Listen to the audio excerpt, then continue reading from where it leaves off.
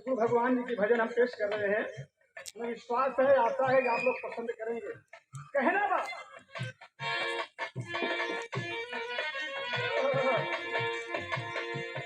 जहवा बरस प्रीत का पानी, तुलना करन सोना चांदी।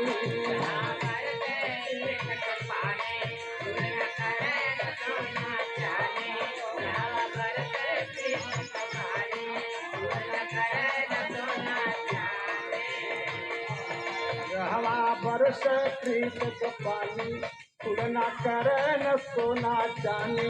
हीरा हीरा मोती भावे नारतनावा हो, हीरा हीरा मोती भावे नारतनावा हो।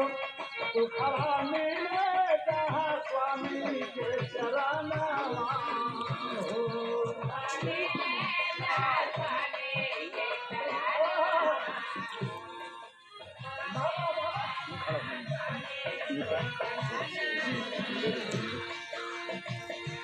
मोहम्मद आरिफ